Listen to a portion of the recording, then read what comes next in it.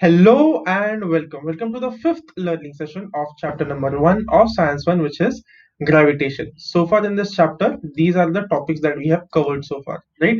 We first looked at gravitation, which is a force of attraction which pulls everything on Earth towards the center of the Earth.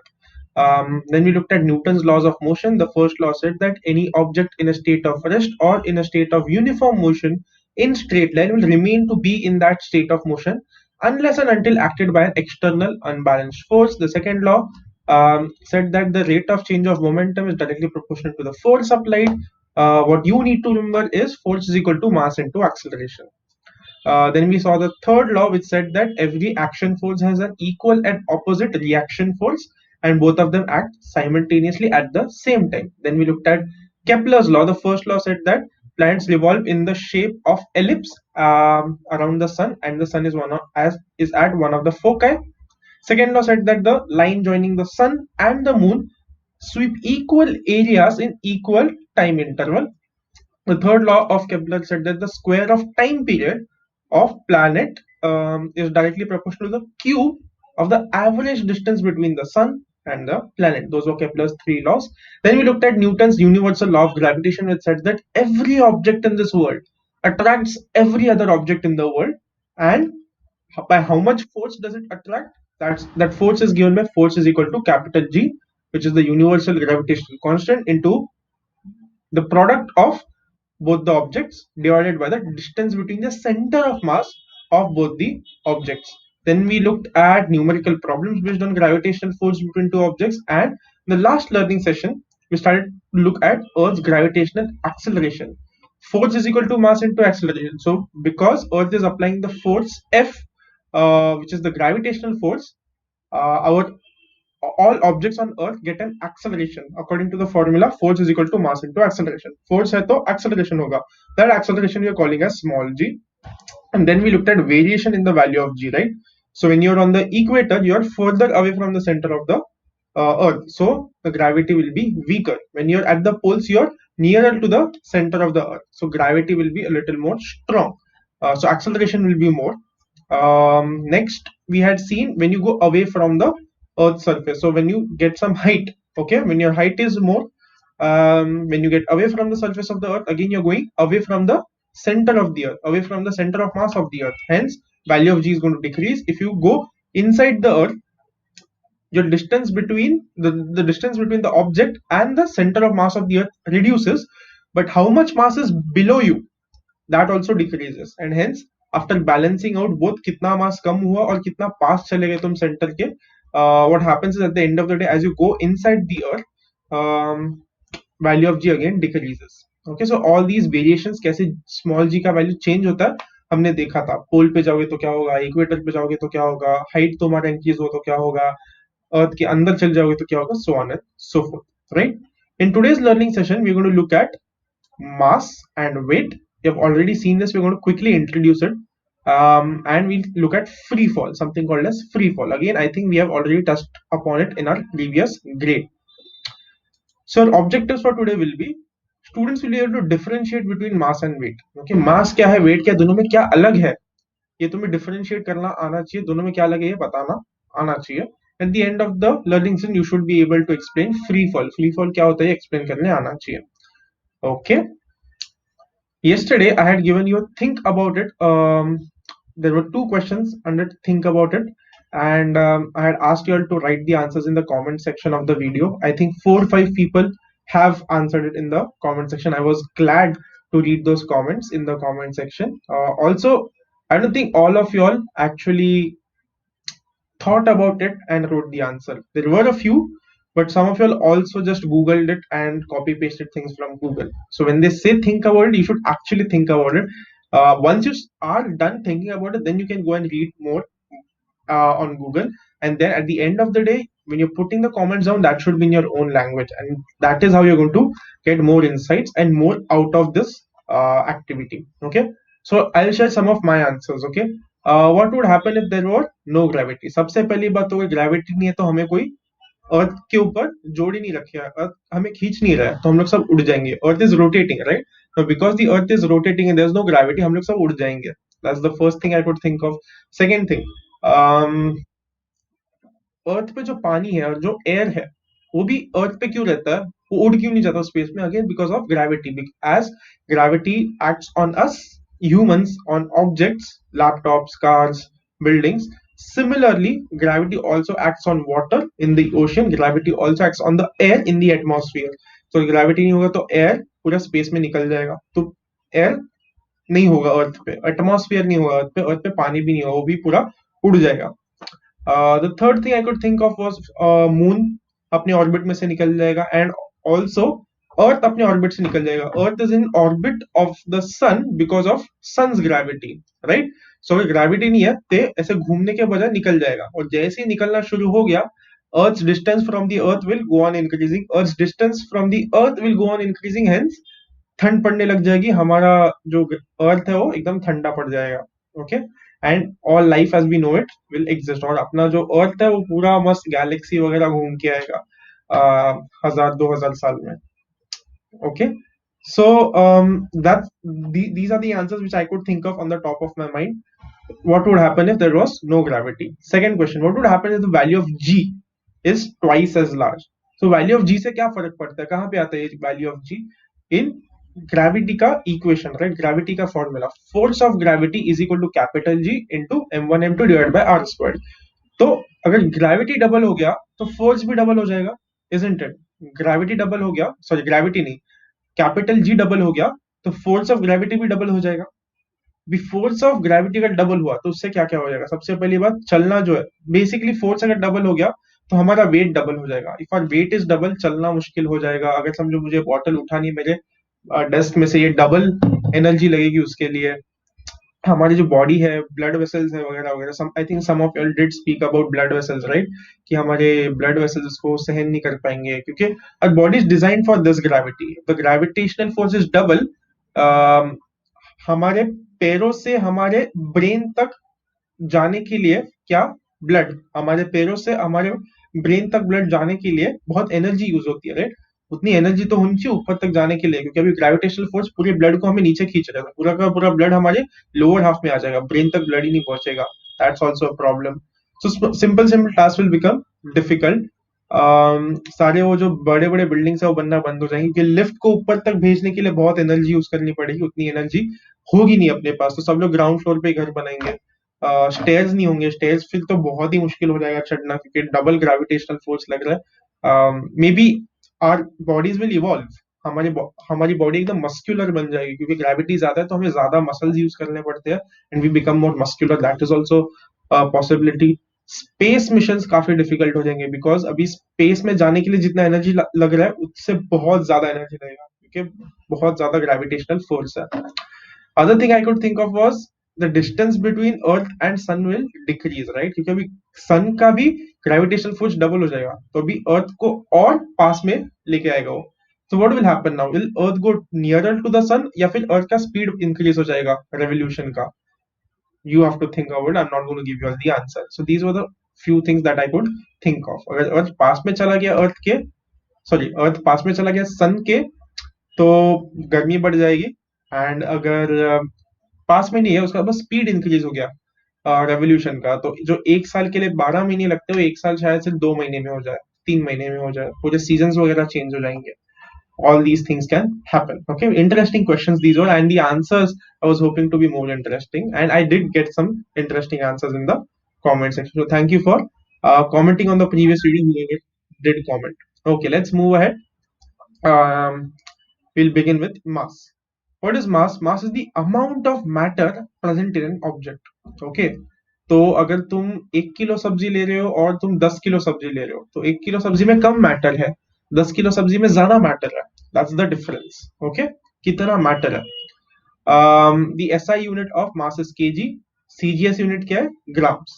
Okay, mass is a scalar quantity, scalar यानी उसका सिर्फ magnitude होता है, direction नहीं होता, right? So when you से आधा kilo बटाटा दे दो, सो व्हेन यू से आधा किलो बटाटा, तुम ये नहीं बोलते आधा किलो बटाटा नॉर्थ डायरेक्शन में दो, पाव किलो काकड़ी मुझे साउथ डायरेक्शन में दो, ऐसा नहीं बोलते हो, राइट? तुम बस बोलते हो पाव किलो काकड़ी, खत्म बात। So it does not need direction. When you से वेलोसिटी की my velocity is 20 kilometres per hour, तो तुम्हें बोलना पड़ेगा नॉर्थ के डायरेक्शन में, साउथ के डायरेक्शन में, किस डायरेक्शन में, because velocity is a vector quantity, but scalar mass is a scalar quantity, only magnitude of to tell, direction की जरूरत नहीं होती है. Its value is same everywhere. Its value does not change even when you go to another planet. तो अगर तुम 1 kilo बटाटा और 10 किलो बटाटा तुम अर्थ पे रहो या मून पे रहो या मार्स पे रहो या जुपिटर रहो पे रहो, उसमें जितना मैटर है वो तो सेम ही रहेगा, राइट? 1 किलो में इतना मैटर है तो इतना ही मैटर है, 10 किलो में इतना मैटर है तो उतना ही मैटर है. तुम कहीं पे भी जाओ स्पेस में, यूनिवर्स में, प्लैनेट्स में, मून्स पे, सैटेलाइट्स पे, वो मैटर जो है वो तो सेम ही रहने वाला है. इसलिए मास का जो क्वांटिटी है, मास का जो वैल्यू है, वो हमेशा हर जगह पे सेम रहने वाला है. According to Newton's first law, it is the measure of inertia of an object. What is measure of inertia? Inertia ये word हमने grade 9 में समझा था. What is inertia? Inertia is the tendency of objects to not change state of motion. Okay, so say for example, um, and okay, before I explain inertia, also let me cover the next point first. Okay, higher the mass higher the inertia. अगर ज्यादा मास होगा तो inertia भी ज्यादा होगा, कम मास होगा तो inertia कम होगा. Now let us try to understand what do we mean by inertia. Inertia मैंने क्या बोला? It is the tendency of an object to not change its state of motion. Okay, so say for example मेरे पास दो objects है. मेरे पास एक bottle है जो यहाँ पे रस्ते पे रखा है. ओके, एक बॉटल को मैं रस्ते पे रख रहा हूँ और उसके बाजू में एक ट्रक खड़ा है. ओके, वो भी रस्ते पे वहां पे खड़ा है. दोनों का स्टेट ऑफ मोशन क्या है? Both of the objects are at rest. Both of the objects are at rest. मेरा वाटर बॉटल भी रेस्ट पे है रास्ते पे, और एक ट्रक भी रेस्ट पे रास्ते पे. किसको हिलाना ज्यादा इजी होगा? ऑब्वियसली बॉटल को हिलाना ज्यादा इजी होगा, उसको कम फोर्स लगाना पड़ेगा. ट्रक को हिलाना बहुत डिफिकल्ट होगा, बहुत ज्यादा फोर्स लगेगा. यानी किसको अपना स्टेट ऑफ मोशन चेंज करने में मुश्किल हो रही है? ट्रक को. यानी यानी मास किसका ज्यादा है? ट्रक का. समझ गया? What is inertia? अपना स्टेट ऑफ मोशन चेंज ही नहीं करना है. अगर रेस्ट पे तो रेस्ट पे ही रहना है, अगर स्पीड पे जाना है तो स्पीड पे ही रहना है, उसको स्लो नहीं होना है, फास्ट नहीं होना है. सो किसका ज्यादा होगा इनर्शिया? जिसका मास ज्यादा होगा. जो जितना मैसिव चीज होगी, जितनी मैसिव चीज होगी, उसको अपना स्टेट ऑफ मोशन चेंज नहीं करना है. अगर रेस्ट पे तो रेस्ट पे ही रहना है उसको, अगर हाई स्पीड पे तो हाई स्पीड पे ही रहना है. For example, say for example an aeroplane is coming at 300 kilometers per hour. Okay, an aeroplane is coming at 300 kilometers per hour. उसके नीचे ही एक पेपर का बॉल है जो 300 किलोमीटर पर आवर पे आ रहा है. किसको रोकना ज्यादा इजी होगा? एरोप्लेन को रोकना ज्यादा इजी होगा या पेपर के बॉल को रोकना ज्यादा इजी होगा? पेपर के बॉल को रोकना ज्यादा इजी होगा. तो किसको अपना state of motion easily change करने जम रहा है? पेपर बॉल को, राइट? इसका मतलब क्या? पेपर बॉल का मास कम है, एरोप्लेन का मास ज्यादा है. क्योंकि एरोप्लेन का स्टेट ऑफ मोशन चेंज करने के लिए, 300 किलोमीटर पर आवर को चेंज करने के लिए बहुत मुश्किल होने वाली है, बहुत ज्यादा एनर्जी लगने वाली है. पेपर बॉल को रोकने के लिए बस हाथ भी रख दो तो उसको रोक लोगे, उसका स्टेट ऑफ मोशन तुमने चेंज कर दिया. So that is inertia. Inertia is tendency of object to not change state of motion. Rest पे तो रेस्ट पे ही रहना है, स्पीड पकड़ा तो स्पीड पे ही रहना है, वो स्पीड चेंज नहीं करना है. ओके, तो जितना ज्यादा मास उतना ज्यादा इनर्शिया, चेंज नहीं होना है. जितना कम मास उतना कम इनर्शिया, इजीली चेंज हो जाएंगे. Okay, so that is your मास.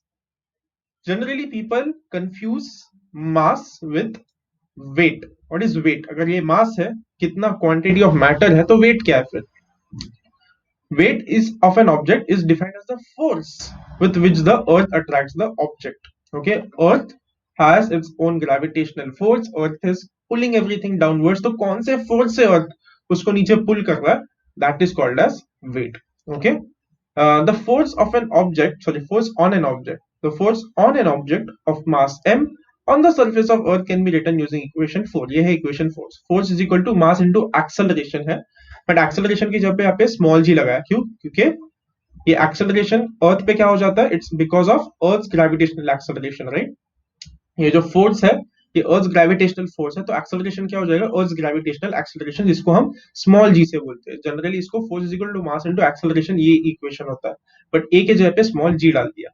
तो वेट क्या होगा? Weight is the force, right? इसका डेफिनेशन देखो, weight of an object is defined as the force with which the earth attracts the object. तो weight क्या हो गया? फोर्स हो गया. ये जो फोर्स है यही वेट है, और उसका फॉर्मूला क्या है? Mass into G. What is G? Acceleration due to gravity, which we looked at in detail in the previous learning session, right? Weight being a force, its SI unit is Newton.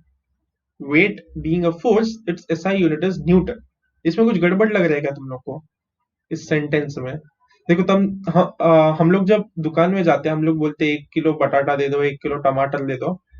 उसमें हम लोग क्या बोल रहे हैं, 1 kilo वजन का टमाटर दे दो, बराबर।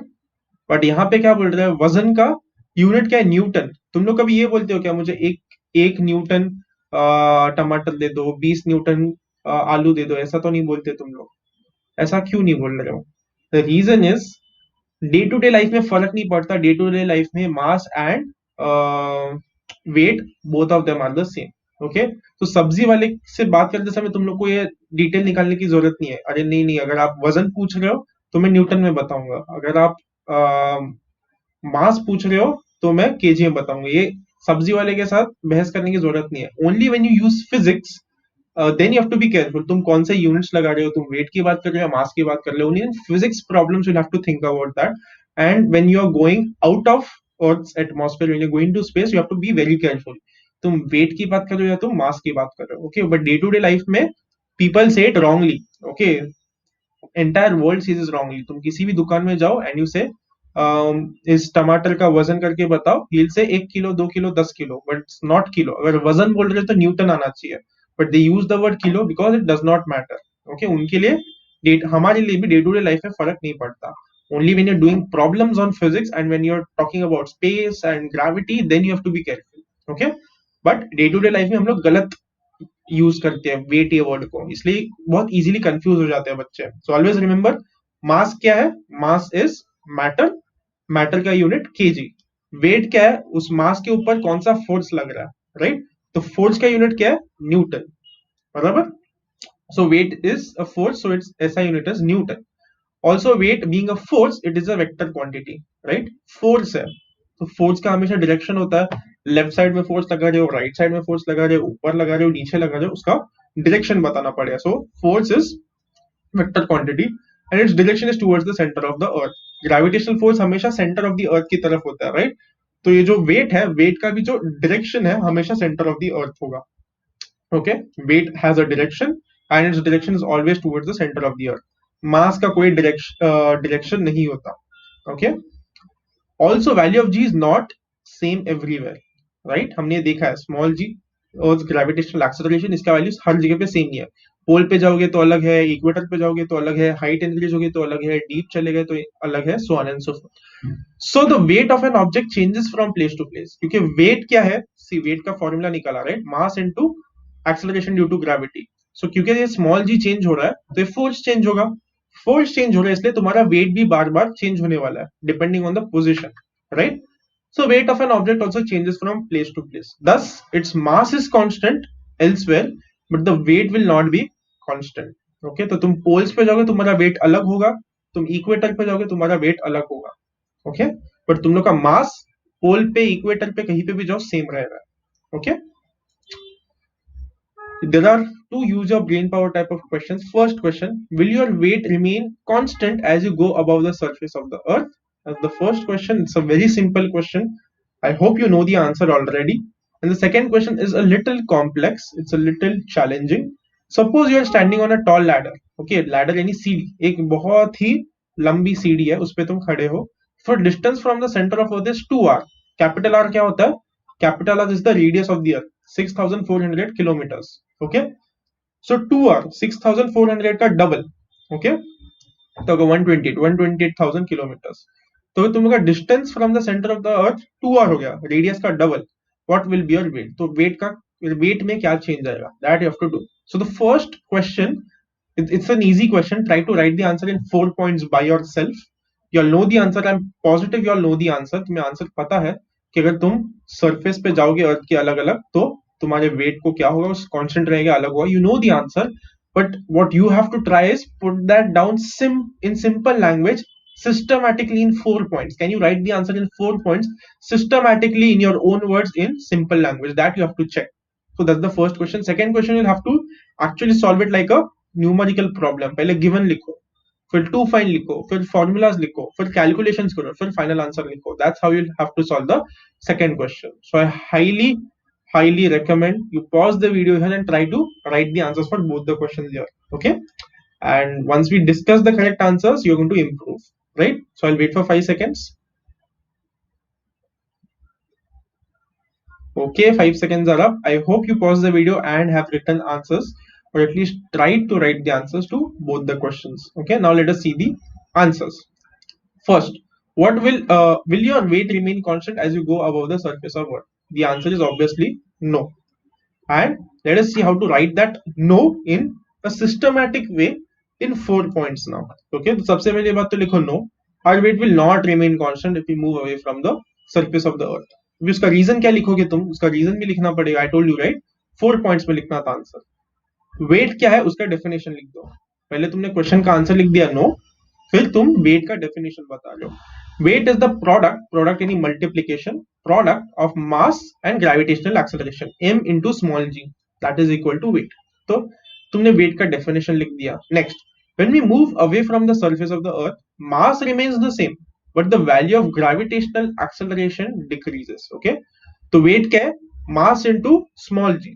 तो मास सेम रहेगा अगर हम सरफेस से दूर जा रहे हैं तो, बट ग्रेविटेशनल एक्सेलरेशन कम होता है. जैसे तुम सरफेस से ऊपर जाते हो तुम्हारा हाइट इंक्रीज होता है, तुम्हारा value of acceleration due to gravity small G decrease होता है. और क्योंकि वो डिक्रीज हो रहा है तुम्हारा वेट सेम नहीं रहेगा. And that's how you write the conclusion in the last point. Thus weight decreases as we move away from the surface of the earth. ऐसे तुम्हें 4 पॉइंट्स में इजीली सिंपल लैंग्वेज में अपने ओन वर्ड्स में answer लिखने आना चाहिए. And that will only happen when you practice, when you actually, whenever I tell you to pause the video and write it by yourself, तुम ऐसा खुद से करोगे, मिस्टेक्स करोगे, चेक करोगे कहाँ पे तुम और इम्प्रूव हो सकते हो खुद से. only then you will improve. Okay, so that's your answer to the first question. Second question, I told you all the first step should have been to write given, to find and formula. अगर इतना भी लिखने आ गया you are at a good place. but अगर तुम given और to find भी नहीं लिख पा रहे हो, then that's something to worry about. Okay, then you need some help that you can either take from your friends or from me. Okay, so given क्या तुम्हें पता है? R, right? So R क्या है? तुम्हारा height है. Question पढ़ो, देखो. If the distance from the center of the earth is 2r, what will be your weight? So distance from the center of earth यानी तुम्हारा height बोला है. Okay, so height क्या है? Capital R. ये कहाँ से हाइट लिया है? हाइट लिया है सरफेस से. Okay, whenever you talk about height on earth, तुम हाइट को हमेशा सरफेस ऑफ अर्थ से मेजर करते हो. तो तुम्हारा हाइट कितना है? आर. तो सरफेस, सेंटर ऑफ अर्थ से सरफेस तक कैपिटल आर है रेडियस ऑफ अर्थ, और सरफेस ऑफ अर्थ से और आगे तुम्हारा हाइट है कैपिटल आर. इसलिए वो r plus r 2r हो जाता है. Okay, I'm going to repeat that. I'm not sure if that was clear. Okay, if you have if you have earth, तो ये रेडियस होगा, राइट? रेडियस होगा कैपिटल आर. फिर तुम्हारा जो हाइट है वो सरफेस से मेजर होगा, तो सरफेस से लेके और ऊपर तुम्हारा आर है. तो ये सरफेस के ऊपर का आर और सरफेस के नीचे का radius of earth till the centre of the earth, r plus r 2r हो जाएगा. So given you have written. Next to find, क्या फाइंड आउट करने बोला है? वेट फाइंड आउट करने बोला है. Now formula, what is the formula for this? Which formula will you apply? We have only seen how many formulas? We have seen 2 formulas till now, right? So this is the formula. weight का देखो, weight का question पूछे तो weight का formula ही लगाना पड़ेगा, right? So surface of earth पे क्या वेट होता है? Weight is equal to force. Force का फॉर्मूला क्या है? Mass into acceleration. एक्सेलरेशन यहाँ पे acceleration due to gravity small g डाल दिया. Now you also know the formula for small g. Small g का क्या फॉर्मूला होता है? gm by r squared, isn't it? Small g का फॉर्मूला हमने पढ़ा है gm by r squared in the last learning session. तो यहाँ पे सब्स्टिट्यूट कर दिया. m क्या है? Mass of earth. r क्या है? Radius of earth. Okay, m क्या है? Mass of the object. तुम खड़े हो तो तुम्हारा मास, राइट? ये हो गया अर्थ के सरफेस पे. बट अगर तुम्हारा हाइट इंक्रीज हो गया तो तुम्हारा वेट सेम नहीं रहने वाला है. तो हाइट इंक्रीज हो गया तो क्या होगा? r की जगह पे r प्लस एच डालना पड़ेगा. r की जगह पे r प्लस एच. आर से, आर क्या है तुम्हारा? सेंटर ऑफ द अर्थ से लेके सरफेस तक. बट अभी सरफेस से भी ऊपर हो तुम, तो सेंटर ऑफ अर्थ से लेके सरफेस तक जो आर है, प्लस सरफेस के ऊपर कितना हाइट है तुम्हारा? एच, उसका होल स्क्वायर. ओके, यहाँ पे आर के यहाँ पे R plus H. These are the फॉर्मूले. Now all you have to do is do the calculations, right? So we'll begin with the calculations now.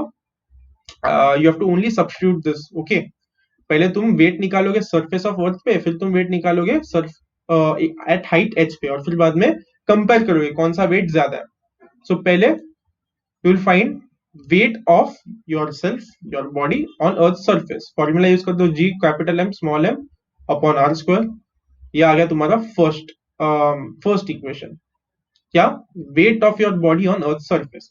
अभी जब तुम्हारा हाइट इंक्रीज हो रहा है, तुम इस टॉल लैडर पे जा रहे हो, तुम्हारा हाइट 2r हो रहा है, तब क्या हो जाएगा, तुम्हारा h क्या है, r है, राइट। कितना हाइट इंक्रीज हो रहा है तुम्हारा, r। सो यहाँ पे r के यहाँ पे r प्लस r 2r हो गया, राइट। सो 2r क्या है, 2r द होल स्क्वायर, सो 2 का स्क्वायर 4 आ गया, r का स्क्वायर r स्क्वायर आ गया, क्लियर है। r प्लस r 2r हो जाएगा, 2 का स्क्वायर 4, r का स्क्वायर r स्क्वायर, ओके। तो ये आ गया तुम्हारा weight of your body at height h, okay. So और हाइट 2r, और ये हो गया weight of your body at height r। So इसको w लिया, इसको w डैश लिया, ओके, यहाँ पे डैश डाला है, right, w and w dash. This is equation number 1, equation number 2। अभी तुम इनको कंपेयर करना है, right. So divide both of them, divide equation 2 by 1। So w dash upon w मिल जाएगा यहाँ पे, फिर यहाँ पे देखो सारी चीजें कैंसिल हो जाएंगी, this you have to do by yourself, okay. Capital G, capital M, small M cancel हो जाएगा, यहाँ पे भी capital G, capital M, small M cancel हो जाएगा, यहाँ पे आर स्क्वायर कैंसिल हो जाएगा, see R square will also get cancelled. तुम्हें क्या मिलेगा यहाँ पे 1/4, तो w dash will be 1/4 upon w। I am trusting you to do the calculations here, okay. Equation 2 को इक्वेशन 1 से डिवाइड करना है, तो यहाँ पे w डैश बाय w, और यहाँ पे ये क्वांटिटी डिवाइडेड बाय ये क्वांटिटी, फिर तुम्हें क्या मिलने वाला है, आर स्क्वायर 1/4 मिलने वाला है आरएचएस में। सो डब्ल्यू को राइट साइड में लेके जाओ, तो यहाँ पे आ गया वो। So W dash is equal to 1/4 W, यानी क्या, तुम्हारा हाइट जब 2r है तब तुम्हारा वेट 1/4 हो जाएगा, ओके। अगर तुम्हारा सरफेस पे हाइट 100 है, ओके, सरफेस पे तुम्हारा हाइट 100 है, अगर तुम 2r हाइट पे चले गए तो तुम्हारा height 100 divided by 4, 100 divided by 4 25 kgs हो जाएगा, okay. That's the difference. R be done, हमारा सम सॉल्व करके हो गया क्या, the answer is no, final answer नहीं लिखा है। What is the final answer, a person's weight at a distance of 2r from the center of the earth would reduce to 1/4 the weight on the surface of the earth। surface of the earth पे 1 है तुम्हारा weight, तो तुम्हारा 2r height पे 1 divided by 4 हो जाएगा weight, okay। that's your final answer, you'll have to put that in pencil box। so we're also done with the second question, okay। and again I'm telling you all, I am trusting you all to do this calculation for your. इसके बाद में 2-3 और steps रहेंगे, यहाँ पे directly लिखा है, but you will have to do the intermediate steps to understand it completely. उसको खुद से सॉल्व करो, क्या क्या कैंसिल हो रहा है वो देख लेना, okay. Next, free fall. So for free fall they have given you an activity, okay. पहले हाथ पे एक पत्थर रखो, और फिर बाद में उस पत्थर को छोड़ दो, ओके। हाथ पे एक पत्थर पकड़ के रखा है, एंड फिर बाद में थोड़े टाइम के बाद छोड़ दिया, that's the activity. And after doing that activity, they have discussed these points, okay। we know that force of gravity due to the earth acts on each and every object। earth का जो gravity है, इसकी वजह से जो gravity का force है वो earth के ऊपर जितने भी objects है सब पे act करता है। when we were holding the stone in our hand, the stone was experiencing this force, but it was balanced by force that we were applying on it in the opposite direction। जब तुम लोग पत्थर को हाथ में पकड़ के रखते हो, उस पे भी वो ग्रेविटी का फोर्स लग रहा है जो उसको नीचे खींच रहा है, तो नीचे क्यों नहीं जा रहा है, कि हमारा हाथ उसके ऊपर ऊपर का फोर्स लगा रहा है, ओके। ग्रेविटी उस पे नीचे का फोर्स लगा रहा है और हमारा हाथ उस पे ऊपर का फोर्स लगा रहा है, इसलिए स्टोन मूव नहीं कर रहा है जब हम उसको पकड़ के रखते हैं, right. As a result, the stone remained at rest। वो मूव नहीं कर रहा था, उसका वेलोसिटी 0 था। Once we release the stone from our hands, the only force that acts on it is gravitational force of the earth, and the stone falls down under its influence। जैसे ही तुम लोग उस पत्थर को छोड़ दोगे, ओके, तो नीचे गिरना शुरू हो जाएगा। क्यों, क्योंकि उस पर तभी सिर्फ एक ही फोर्स अप्लाई हो रहा है, कौन सा फोर्स, अर्थ का ग्रेविटेशनल फोर्स, और कोई भी फोर्स अप्लाई नहीं हो रहा, इसलिए नीचे गिरना शुरू हो जाता है अर्थ के ग्रेविटी के वजह से। So far so clear, okay. Whenever an object moves under the influence of the force of gravity alone is the important word, okay। Whenever an object moves under the influence of force of gravity alone, it is said to be falling freely। thus the released stone is a thus the released stone is in a free fall। इसलिए हम लोग जो पत्थर फेंक रहे हैं या फिर छोड़ रहे हैं, फेंक भी नहीं रहे, सिर्फ लीव कर रहे हैं, छोड़ रहे हैं, वो नीचे गिरने शुरू हो जाता है। जब वो नीचे गिर रहा है तब उस पर कौन से फोर्स लग रहे हैं, बस एक ही फोर्स लग रहा है, कौन सा फोर्स, अर्थ का ग्रेविटेशनल फोर्स। तो जब भी किसी भी ऑब्जेक्ट पे सिर्फ एक ही फोर्स लग रहा है, ग्रेविटेशनल फोर्स, तब उसको हम बोलते हो फ्री फॉल में है। इसलिए उस पत्थर को हम जब छोड़ देते हैं उसको हम बोलेंगे it is experiencing free fall, okay. कोई भी ऑब्जेक्ट उस पर जब सिर्फ एक ही फोर्स लग रहा है, सिर्फ ग्रेविटी का फोर्स, तो उसको हम फ्री फॉल बोलेंगे। सो If I ask you a question, if I'm holding my mobile in my hand, okay, I'm holding this mobile in my hand, is this experience free fall? Is this experiencing free fall? The answer is no. इस पे दो forces लग रहे हैं, एक है नीचे की तरफ ग्रेविटी का, दूसरा है मेरा हाथ इसको ऊपर की तरफ लेके जा रहा है, ये मुझे नीचे खींच रहा है, मेरे हाथ को नीचे खींच रहा है, बट मेरा हाथ उसके ऊपर अपवर्ड फोर्स लगा रहा है, which is why it is not moving, it is at rest, तो ये फ्री फॉल पे नहीं है. The moment I leave this mobile and it starts falling down only because of gravity, I can say this that my mobile is in free fall. Okay, in free fall the initial velocity of object is zero. Okay, जब मैं पत्थर को छोड़ रहा हूं तब starting में छोड़ने से पहले उसका इनिशियल वेलोसिटी, स्टार्टिंग में वेलोसिटी कितना था, जीरो था, बराबर, and goes on increasing due to acceleration due to gravity of earth. So जैसे ही मैं उस पत्थर को छोड़ रहा हूँ उसका स्टार्टिंग में वेलोसिटी जीरो, धीरे धीरे उसका स्पीड इंक्रीज होते जाएगा क्योंकि एक्सेलरेशन मिल रहा है, राइट, उसको कंटिन्यूसली फोर्स अप्लाई हो रहा है अर्थ का ग्रेविटी का. सो धीरे धीरे उसका वेलोसिटी इंक्रीज होते जाने वाला है, तो जैसे ही वो नीचे जा रहा है उसका स्पीड भी इंक्रीज होते जा रहा है. Okay, during free fall during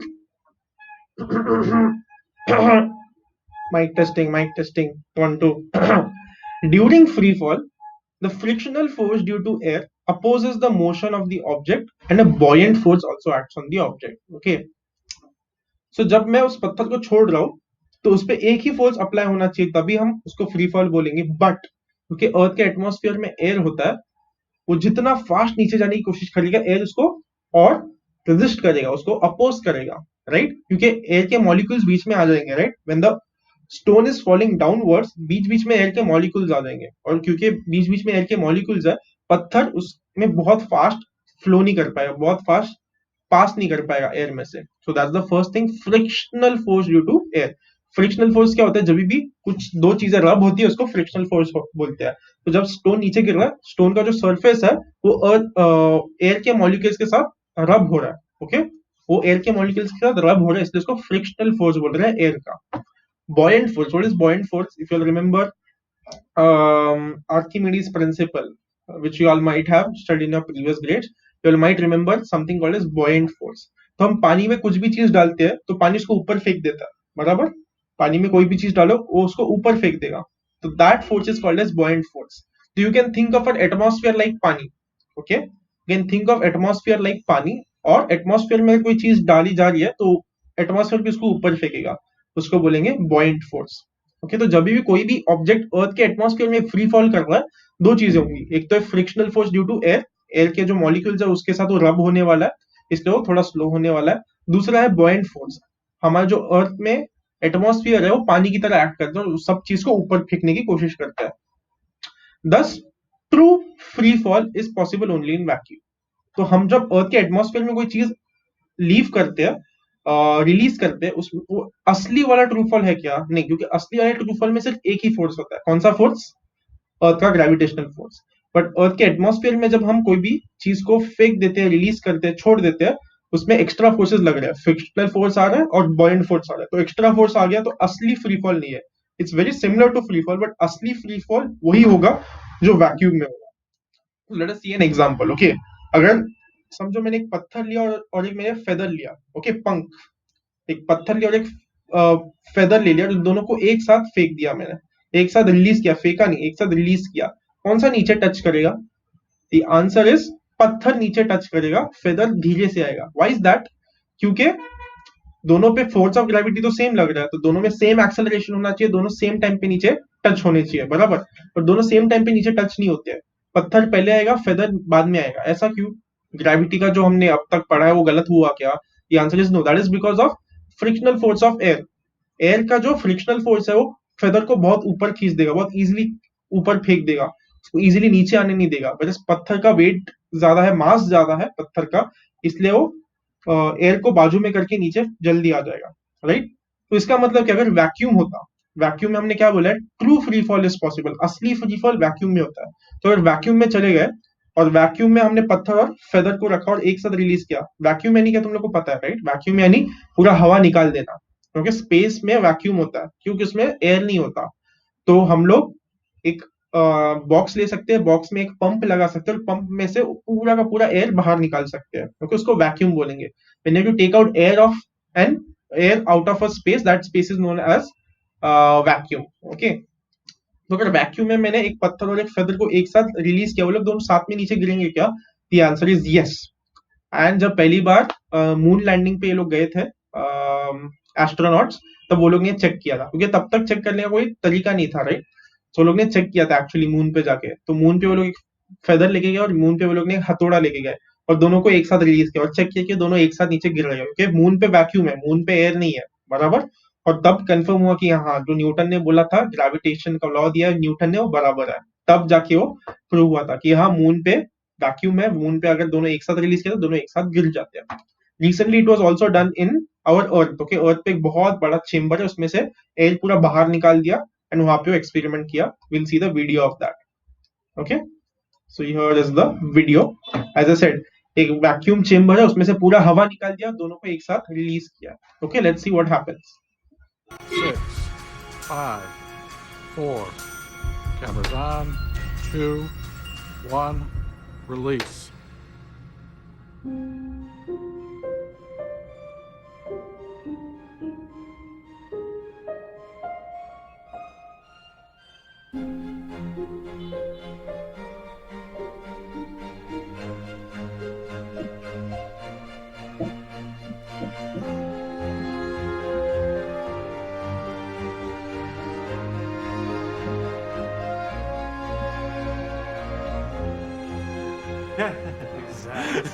Exactly.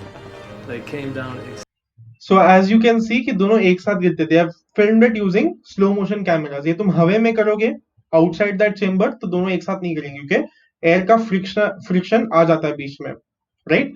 But अगर तुम वैक्यूम में करोगे दोनों एक साथ नीचे गिरते हैं। अगेन विच प्रूव्स कि earth gravitational acceleration is same for all objects at a particular position. Okay, earth का जो ग्रेविटेशनल फोर्स है दोनों पे सेम है।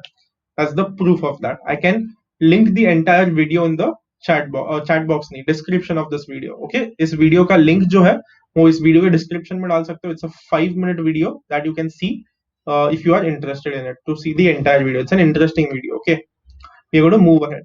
6,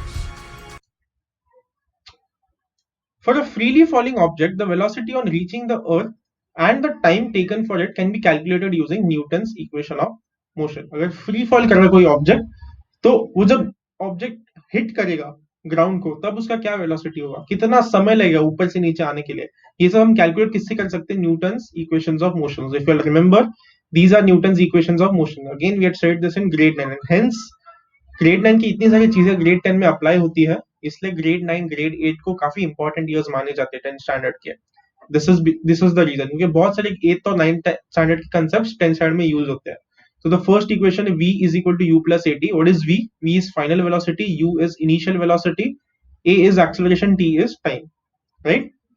और ये मैंने कैसे याद करने बोला था? पहले u आता है कि v आता है? u v w, बराबर। तो पहले u आता है, तो इनिशियल वेलोसिटी, स्टार्टिंग में जो वेलोसिटी है वो तुम्हारा u है।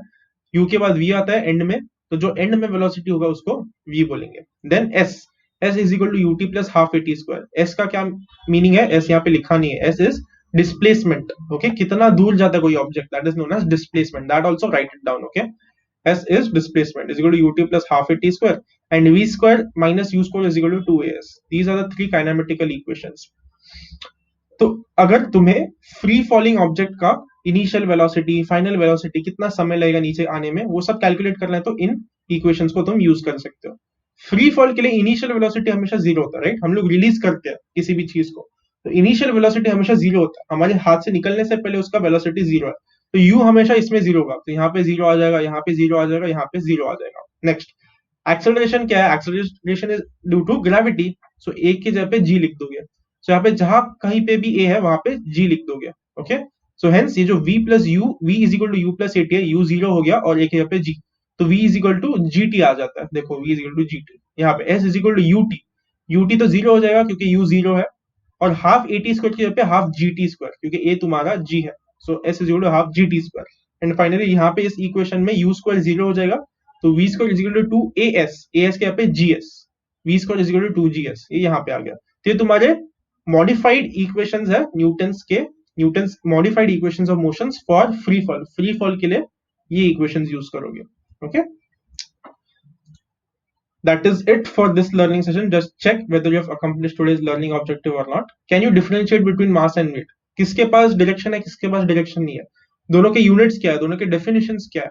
If you are able to answer these questions, then you have achieved today's first learning session. What is free fall? What is the definition of free fall? If you are able to explain that, then you have achieved today's second learning objective. Okay, that is it for this learning objective. I hope you had fun. I hope you understood everything, and we'll see each other in the next one. Till then, bye and